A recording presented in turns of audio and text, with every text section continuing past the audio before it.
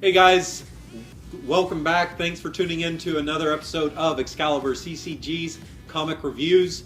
As always, there will be tons of spoilers. If you have not read these comics, go read them.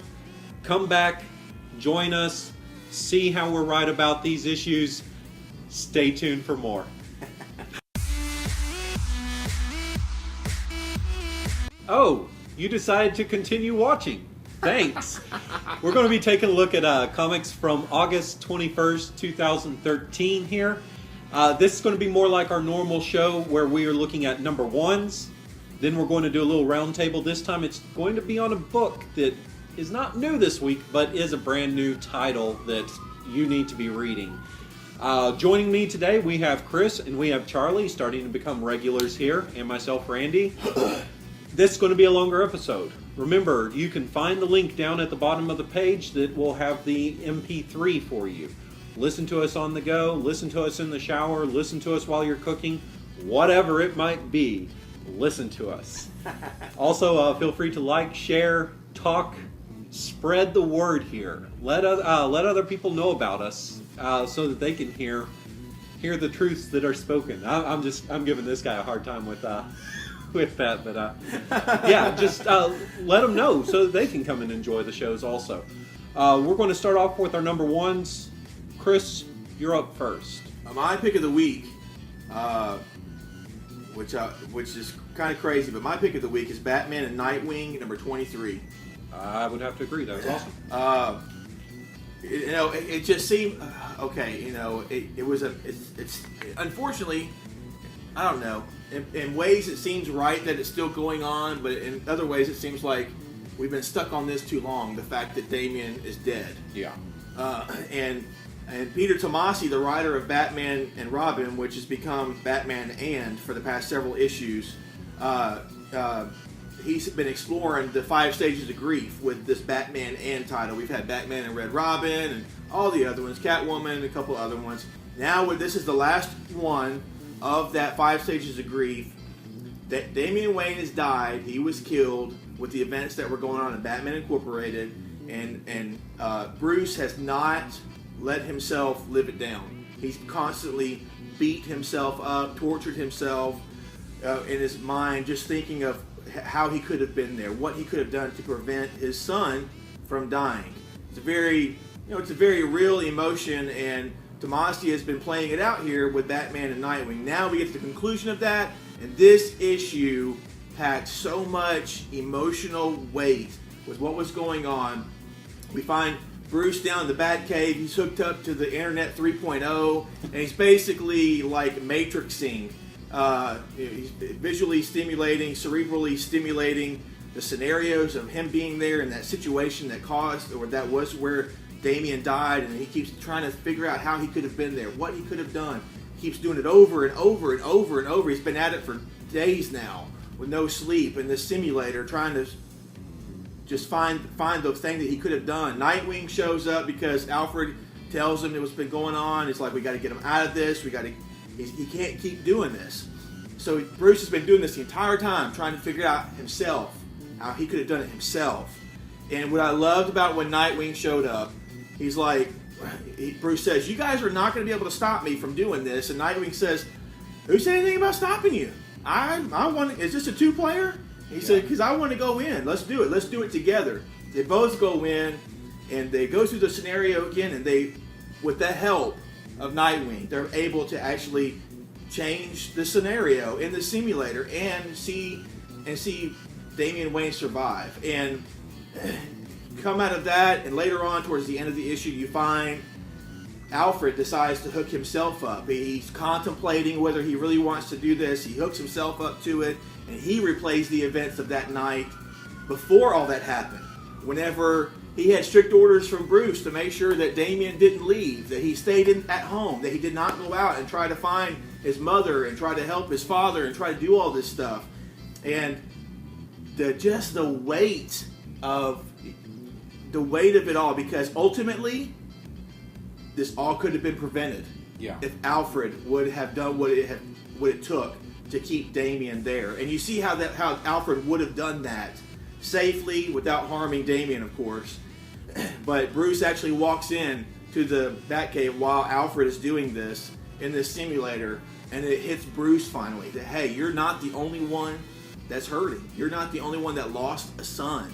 And I gotta be honest with you, I mean, I really enjoyed the emotional impact up until the Alfred part, but when the Alfred part came, I had to hold back a tear or two because I was just like, wow, because these guys both of them, Bruce and Alfred, had invested so much of themselves into Damien and what was going on. And yeah, he was obnoxious and arrogant and all this, but then he had these endearing qualities as well that they just loved, and they were trying to mold and nurture into making him, you know, what he could be, to realize his potential. But this issue, Patrick Gleason was on the artwork. Love Patrick Gleason. This issue, his artwork reminded me.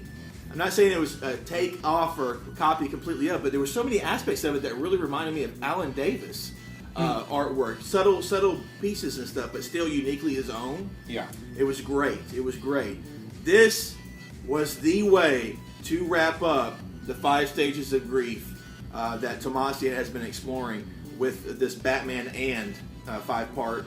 And I'm glad it's wrapped up now. Excellently done. I'm looking forward to moving forward with what else Tomasi and Gleason are going to do with Batman and. Well, they said that that's Batman refuses to accept. And so this wasn't really acceptance here. I do love that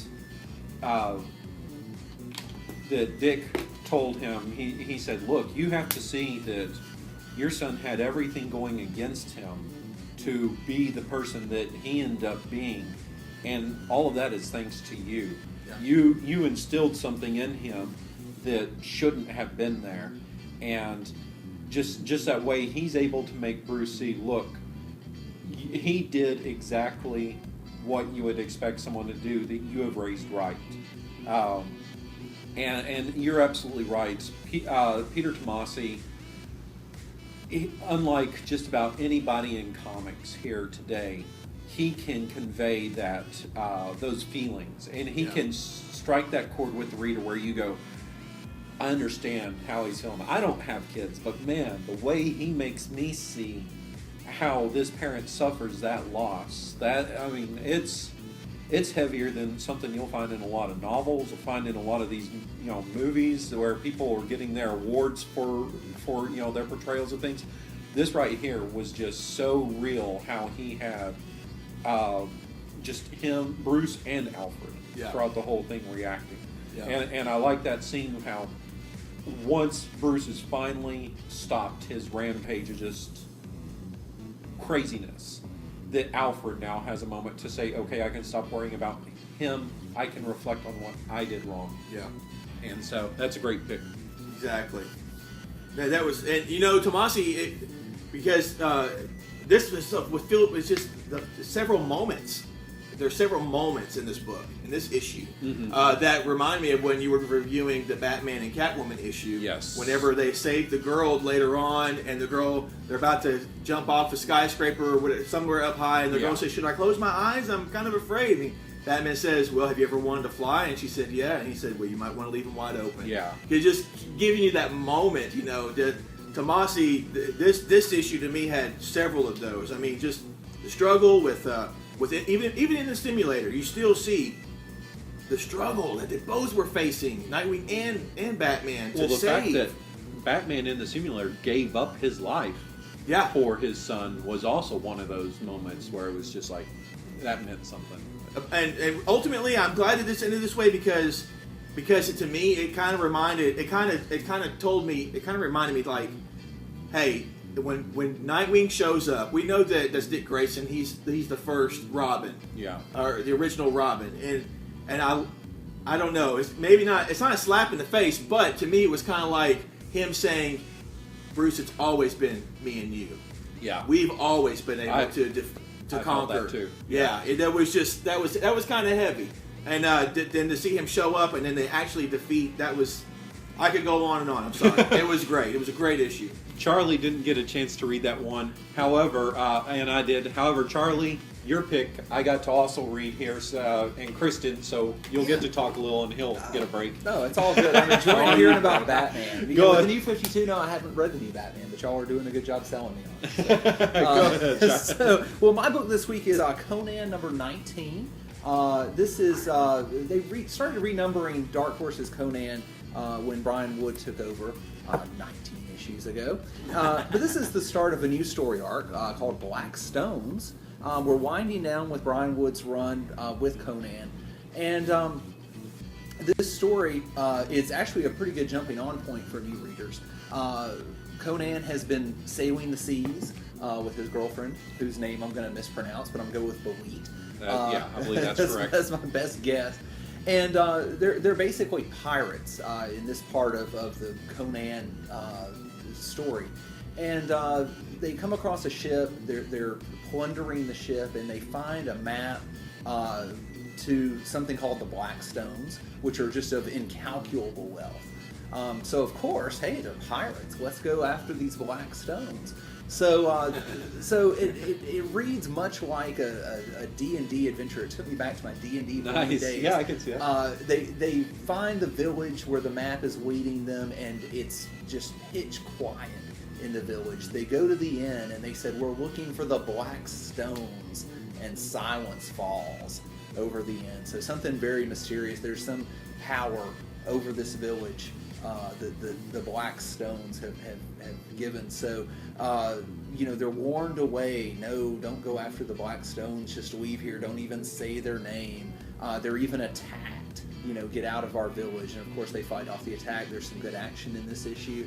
And the issue ends, with them being surrounded by enemies. And so it's a good cliffhanger. You can't wait to see what happens next.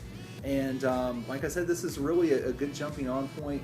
Excellent writing, excellent art, and it's worth a shot if you're even halfway interested in adventure type comics. I think for the most part, throughout the Conan series before, and I'm not going back to the old school because I've never read that, but the older series from Dark Horse, they've always had some damsel that he'll save, or they'll just have some woman that he takes as his own kind of thing. Just like that. Just like that. Oh my goodness. Oh my goodness. But what I like here is if you're really only familiar with Arnold Schwarzenegger's Conan movie, they used, I forget who the character is, but they had a character that was basically based off of Belit, I believe, in the series. And I don't think that she in any way could have done him justice, because this is really should be called Conan and Belit, this series. She has been his equal in every way, and I think that has made the total difference in this book. And they have gone through their trials and tribulations with each other, and the fact that now they're back on the same page, it almost picks the action back up from at the point where you feel like the story gets tougher to read as Conan is struggling to find where his place is with her still. You're right, though, the action in this, the battle in the church was excellent. They know each other perfectly. They know how to fight with each other as well as love with each other. So I think that's been a great read, and it's by who? I'm going to go with Brian Wood and Paul Azaceta, and apologies if I'm mispronouncing that. Yeah, so. But most importantly, it's by Brian Wood. Not that I have ever talked about Brian Wood in a positive light before. Oh, Lord. Reel him in. For those of you who don't know, I have a Brian Wood collection right back along with my Charlie Adler collection. But yeah, this unfortunately, like you said, is winding down his run on the series, and it's only now that in the Dark Horse previews, they're wanting to, in big, bold letters, say, from the writer of Star Wars, Brian Wood is on Conan. Well, he's been on Conan much longer than he's been on Star Wars. Yeah, and this is better than his Star Wars stuff. No offense to anybody. I like his Star Wars stuff, but yeah, this, and I'm not a Conan fan, and this right here is.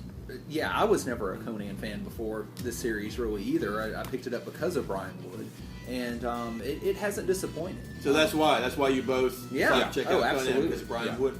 I picked up the Conan before when Kurt Busiek was writing it, and when he went off, I left and whatnot. And Timothy Truman's written some of it, and I liked him in Truman's work as well, but. It's just a character where you feel like you read one story, you kind of read them all. The thing that I'm very sad about with this is I feel, I don't know if I should tell readers here, if you've read the Conan series, Bolit's not through it complete, or throughout its entire run, and so I don't know if that's going to be the culmination in this book. I kind of feel like it might be. That would be a good place to end it, but we don't know. Yeah, so, we don't know. Yeah. We don't know. They could sail off into the sunset, or maybe. that wouldn't be. They should end it with just like them raiding a ship or something. That would just be the best way to end it. But yeah, awesome read. Those both were books that I was looking at for books of the week for me. I had a huge stack here that was just books that I was considering myself. What I ended up going with was Avengers number 18. Let me angle it downward a little bit so that the light's not reflecting off of it. And this is kind of a big thing for me to choose this book here, because previously, for about the past 5 issues or so, it says that this book, that Avengers has been written by Jonathan Hickman and Nick Spencer. I'm pulling out my little soapbox or whatever. I'm going to get on top. I'm going to have my little rant here. Here it comes. Here it comes. Those past 5 issues have sucked. Big time sucked. Terrible. And that for one reason, because for years now I've been reading Jonathan Hickman's work, and that was not written by Jonathan Hickman. Jonathan Hickman obviously plotted that book, and Nick Spencer wrote that book. And I'm sorry, Nick Spencer, but it felt like something that I would write.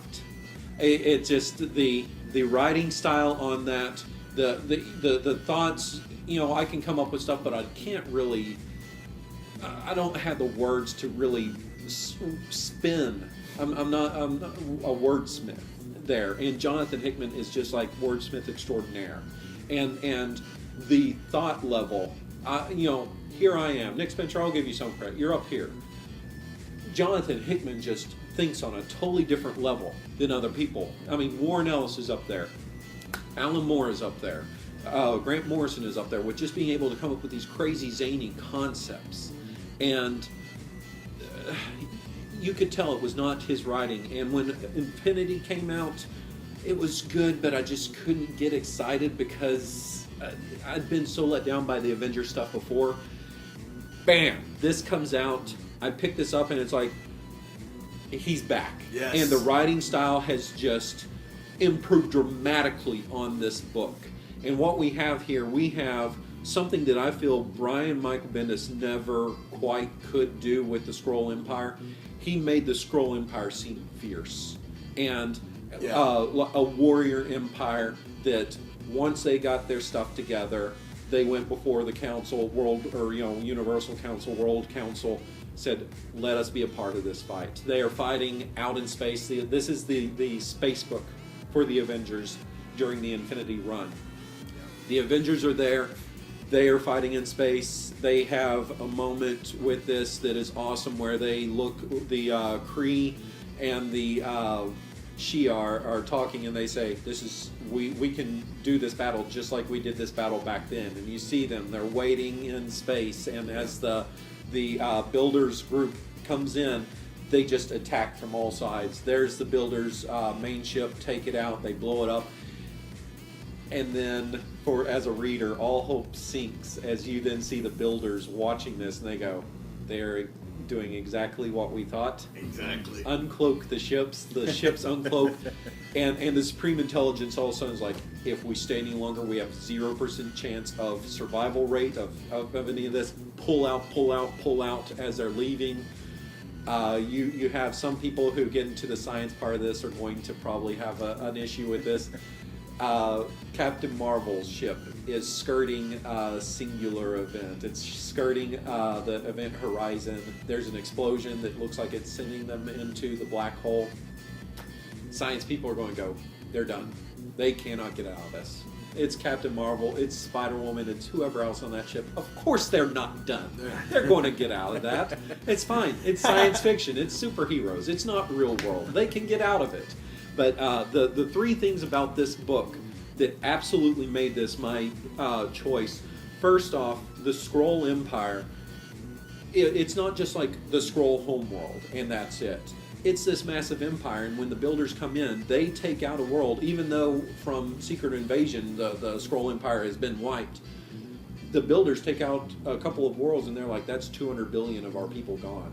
And so there's this huge sense of awesome destructiveness from the builders.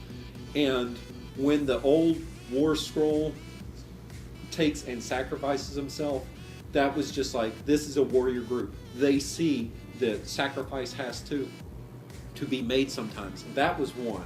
The second one, I love that the Avengers are there, and there's only 18 of them there with this huge war council full of tons of other worlds, and they're like, they're not the main focus of the book, even though it's the Avengers book. They are just another group of people saying, hey, please let us help try to save our universe and any way that we can. So I like that there's this larger sense of maybe the Avengers are really just a drop in the bucket, even though Thanos thinks otherwise with that. So I enjoy that part. And finally, just that whole sense of like, you're cheering on, you're like, man, they got this. They're going to have them on the run. This is going to change the whole outlook of everything. And then they reveal this is what's really happening. That whole sense of urgency there with like, oh, we're not even through the first act with this story. That worked so well for me. So Hickman, thank you for coming back on board full time with the writing chores here. And Charlie, I know you didn't get a chance. Did you flip through? I flipped through, and I'm always a fan of Hickman's writing. I agree with what you said about Nick Spencer. I'm going to say this in Nick Spencer's defense. Nick Spencer has written things I have enjoyed. Yeah. It is difficult if you're coming in off of a plot from another writer, and with Marvel and with their event books especially, and this is not meant to be a knock against Marvel, but there's a lot of layers that things have to pass through, a lot of editorial and a lot of, they come up with these things at writer summits a lot of times, and so there's, 5 different voices, and I think some individual issues can kind of be lost in there because we're just trying to get from point A to point B. So that's not meant to be a knock against Marvel. All of their books are great, but I'm glad to see a Marvel event book where the side books are tying into the main book for a change from the past few. You mentioned going back to Secret Invasion. Secret Invasion read oddly to me, very disjointed to me, because you had what was going on in the central book and what was going on in the side books was almost unrelated, other than the fact that Skrulls were in it. Yeah. And now we are getting into, okay, well, this is what the Avengers are doing out here in space, and this is all very important tying into the main story. So, I'd be interested to read all of this as a collection, if not the individual issues. So yeah, actually, I'll give props to Spencer because some people just when they're doing the work for the big two don't really have a feel for the characters or something. But Morning Glory's great work there. So when you have your own thing that you can do, you've got much more control over it. Yeah. With that. So Chris, what'd you think of it? I love this issue. And I agree with.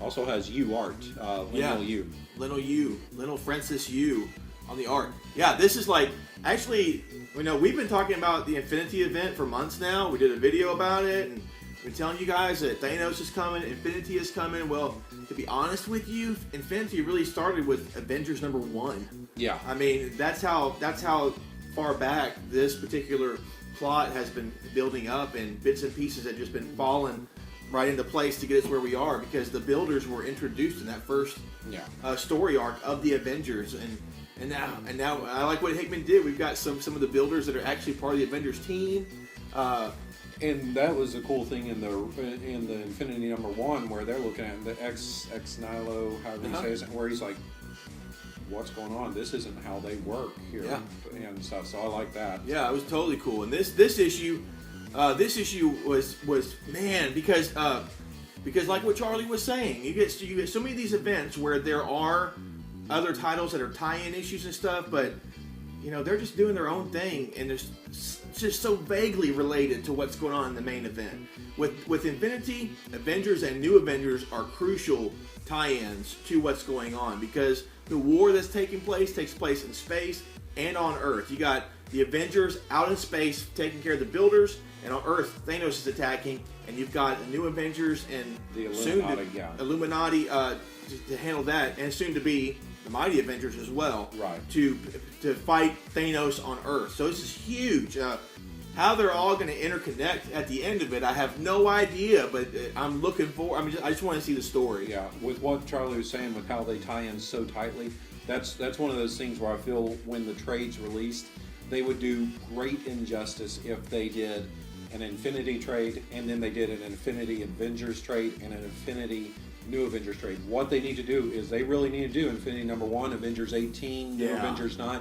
They need to do that in a bigger trade. Yeah. It reads so perfectly like that so far. Yeah. Probably will continue. My one little gripe about it is that I feel Hickman probably doesn't have the best handle on Sunspot and Cannonball. He has them as just these jokesters, they're always, hey, let's go lay in the sun. Hey, let's go hit on the women. Hey, it's cool being Avengers. Yeah, it's being cool. And if you've read them over the years, Sunspot's been more carefree, but Cannonball has not. I mean, he's a serious guy. So I don't feel like he quite has a grasp on those characters. And maybe you're looking for someone to fill in those roles, and you want mutants on the team, so they pick two who aren't being used elsewhere. Yeah.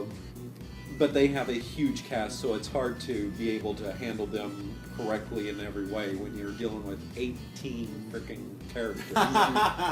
So, yeah, it's huge. This is great. Real quickly here, we're going to be talking about Ghosted. The first 2 issues of that have come out.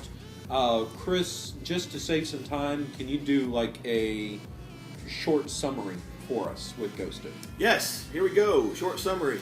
Jackson Winters is basically an artist/thief with the work that he does with heists and stealing things. And he had his last gig went bad. He did not respect the gig, and he ended up in prison because of it. That's right, superstar. That's right, superstar. You're next.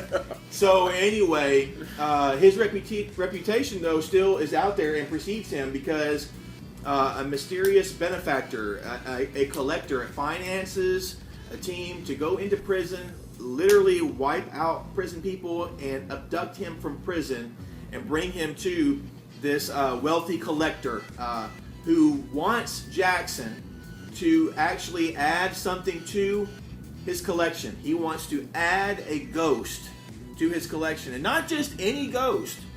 He knows about there's this particular home where these horrible things have happened, and it's a well-known haunted house that he wants a ghost stolen from and added somehow to his personal collection of things that he has. He's wealthy, he's eccentric, he's got more money than he has brains and time apparently, and that's what Jackson takes the gig, because the guy says, you can do this for me, or I can put you back exactly where you were, and you can rot till you die. So Jackson's like, hey, I think I'll take the gig. So he takes the gig, and he assembles his team. He's got a skeptic, he's got a psychic, he's got ghost hunter. Yeah, TV personality, ghost hunters, a couple other, a con man, a supply guy. He's got a couple of different people. He's got the muscle as well, because the lady who broke him out of the prison, she's a part of the team and kind of overseeing him. I think she's kind of like the eyes and ears for the collector, so he kind of knows what's going on. And so they set out to this haunted house, and that's where we are. The story takes place with them getting set up they're in the initial phases of setting up this heist, of setting up this gig to steal a ghost. And issue number 1 and 2 have brought us to that point, and each issue has so much. I don't know how far you want me to go, but that's where we are right now. So I don't know if you want to talk about each individual issues before. We'll kind of, in broad terms, talk about them. One of the things that, as a reader, you know there are ghosts there. Yes. You've seen what the psychic sees. You know that she is legit. You've also seen the ghost sneaking up on the skeptic of the group. So we know ghosts are there. They don't. I kind of like that play, give and take that we're getting there. And I like that the skeptic can walk around the house and go, there's faulty wiring here. Okay, there's a creaky step there. There's this, that. He can find those things that legitimately would explain what might be taken for supernatural activities. Yeah, it's great. Well, I get the sense, though, that the medium, the one who can actually see the ghosts that are there, that we see what she sees. But I get the sense she's up to something. Yeah. Yeah. She's not being forthcoming with the rest of the group, who was basically a mercenary type group. What this reminded me of, and I thank this guy right here for selling me on this book, is Ocean's 11. But like supernatural a little bit. Yeah. This is we've got all the members of this team that we need to do this job, and it tells the story of putting the team together, which is great.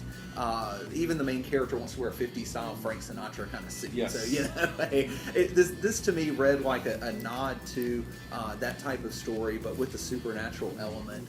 But I like it. I'm along for the ride. I mean, it's another really just kind of out of the park kind of home run from Image here. They keep this hot streak going. But at the end of the second issue, I guess we can go ahead and say they're getting ready to get all the stuff that they need to actually trap and steal a ghost. And so I kind of can't wait to see what happens there. Of course, it's going to go horribly wrong. Wait, let's talk about it. Let's talk about issue number 1. Oh, okay. Well, sure. Let's talk about it. Let me just say the future, the stuff.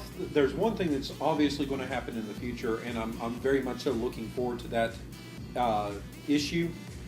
The guy that gets things for him, he looks at it and says, the only place where I know that has this item is the collector. Yes. So they're going to have to steal from the collector. That is going to be a wild issue there. Also, I think that the enforcer chick was there while he was saying all this, so she knows this. Will the collector let them, or will she go, this is for the ultimate good of things, so I'm going to go with it, I won't tell him? I don't know how dedicated she is, but you kind of see how she is at the end of issue 2, where she, what do you call the wire? Garrett. Yeah, she just there. So issue 1 back. Issue 1. So we see Winters gets out, meets the collector. This is awesome, guys. You should be buying it. You should be reading it. This is the look of a guy who sees someone else handling his number 1. I'll handle Charlie's. Mine was packed away, so maybe Charlie isn't quite as afraid.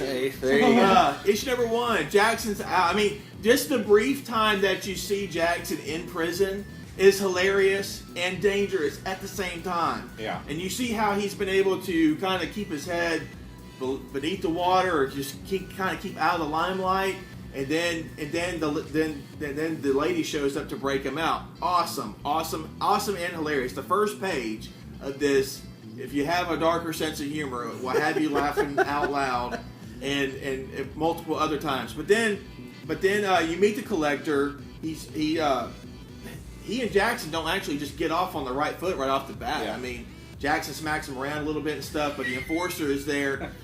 I guess Jackson kind of feels like the guy's kind of not spitting on his name or what he does, but he thinks that he's just a joke. He doesn't take him seriously, even though the collector broke him out of the prison. He's willing to finance this, and this is what he wants.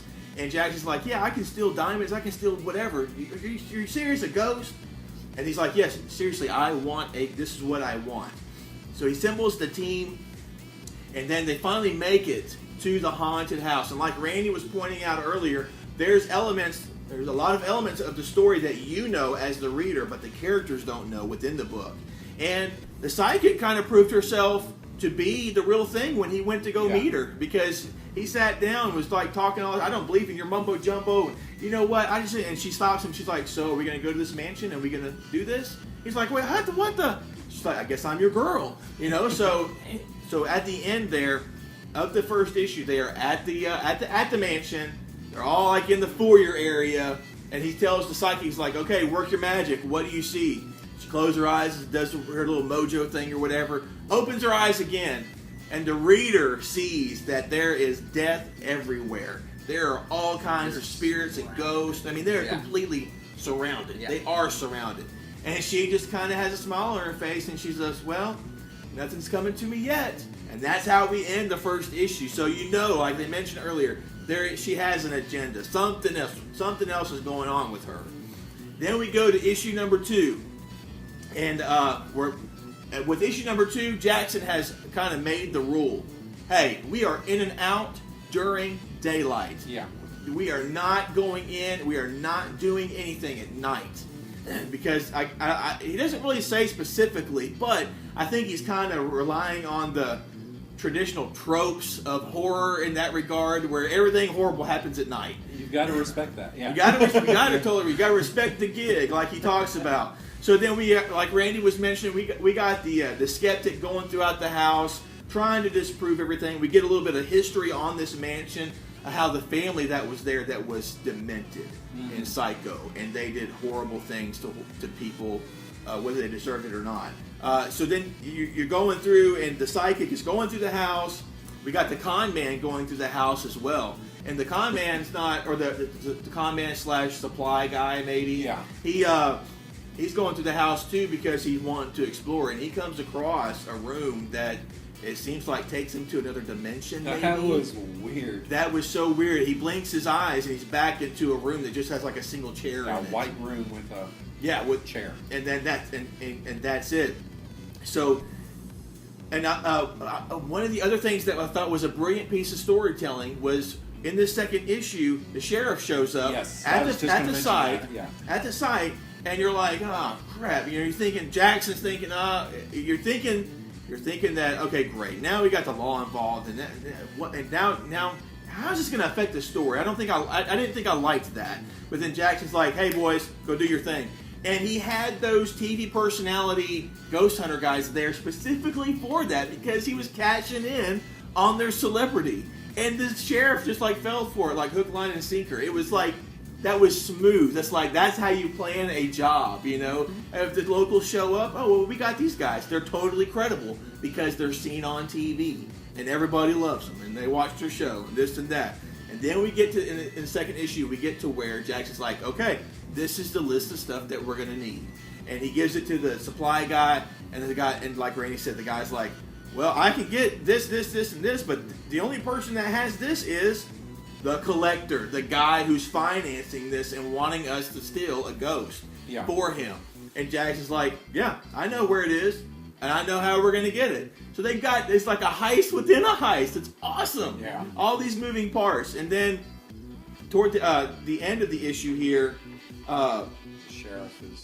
we find that, I love the play with how Jackson had the TV Ghost Hunter guys shoo him off, and it was totally credible, but then the lady who's the muscle behind the operation and the eyes and ears for the collector, she didn't see it that way. She took care of the sheriff. That's where we are. The thing to me with that was that if these ghost hunter guys are there and they're saying, hey, we're filming this show, and the guy's like, okay, fine. If that show never materializes, that episode that's being filmed in their town, that's when the sheriff can start pointing fingers, or they can start looking and stuff. So I can see where maybe they go, well, this is a loose end that even though we bought time right here, ultimately we're not going to. So I could see where that plays out the way it did. Yeah. And on the other hand, too, I could see where they didn't do anything to the sheriff, too, because shows like that takes months to do production, and get it all together and edited it. So. Right. But I mean, if they then say, well, hold on, wait, something's going on here, or what happens if there's a murder in the house, and they go, well, these guys were here. They can find them still months later. They can find these ghost hunter guys who then, if the FBI or someone takes them, they can question them, and let's say these guys aren't going to break and start naming names and pointing fingers. Right. So I can see how that happened. What did you guys think about the art? Charlie? Loved it, actually. First of all, Sean Phillips of Fatal Criminal fame did the covers, not the same as the interior art. Right. But the interior art was great. You want to take a stab on the artist's name, Randy? Do you recognize the artist? I do recognize the artist's name from Why the Last Man. Yeah. Goran, yes, that. Sudzuku. Actually, great job on the art. Fits the story well.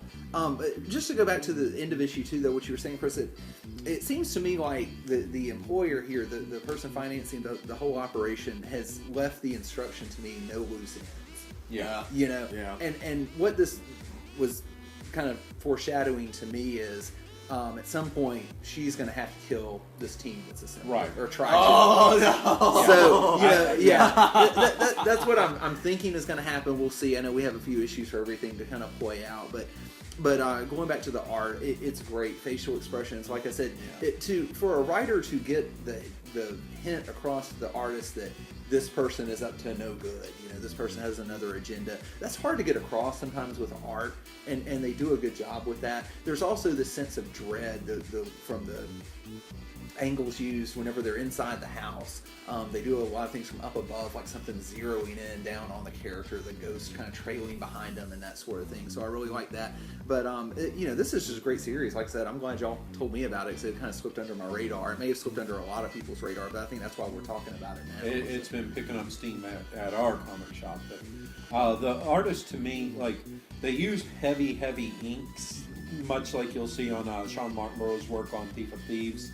And this kind of reminds me of a supernatural version of Thief of Thieves, especially because there are so many layers to things going on. But then, or with Sean Phillips' artwork, you have that heavy ink style. The artwork kind of reminds me what Cliff Chang, the Wonder Woman artist, or Tony Atkins. It kind of reminds me of their art style with that, and so. I like that there's something familiar to it, but it's also its own style there, and the two marry well, the writing and the art. That's one of the things I think right now in so many of these image books, Lazarus, Ghosted, whatever else that's coming out here, Sheltered, I think, is one of those that has happened. Fatal. You can go on and on and on and on and on with just how the pairing of these two people. It's not just some guy that said, "I've got a story. I need to find an artist." It's two people that really seem to want to work together and have a labor of love. That this is their love child. Yeah, whoa! It's great, man. If you're bored of the big events, if you're not on board Infinity, or you don't like Trinity War, you're tired of superheroes, or you're wanting just something different, even though you still do like superheroes or super powered storylines, stuff like that. Image is killing it. They're giving you a ton of choices. Yeah. And this is a top-notch production, like Randy was saying. I mean, I expect something of this quality to be published from Vertigo or Marvel's Icon. Yes. I mean, this is the kind of... These two issues have proven to me that this is the kind of story that should have that kind of big company backing behind it. There's a person on... There's a group that is on Facebook called Geeks Inc., and just a bunch of geeks who get together. It was a local guy that founded that group, and someone the other day was talking about they were questioning something with Jeff Lemire, and they were saying, well, these are books I'm picking up right now, or that I'm going to pick up, and one of the books he listed I just kind of went, "Yee." It was chin music. My thing to him was like, don't bother with that. Pick up Trillium instead. But yeah, Ghosted would also be one of those I'd say just started that you may be able to find the first issue or two of it and pick those up. That it's just a solid read for that. Yes. Buy it now before the news hits that they're going to make a TV show out of it. And this is almost perfect for that. And that's the thing. That's the thing, guys. And I know this is running kind of long here, but that's the thing is that right now, the television and movies, they're looking at Image or Dark Horse or Dynamite or Boom. They're looking at these companies because these companies, the people control the product completely, their comic completely. They control the characters. They can do whatever they want with these. Yeah. And so they're not under these regulations of you can kill Wolverine for 3 months, but then we have to bring him back. Then we got to bring him back. We can do this. You can't do anything with this character because we're planning to do this with this character over here. They're not under these tight restrictions. And so I think that's the appeal with that, and that's why so many of these are becoming so hot right now.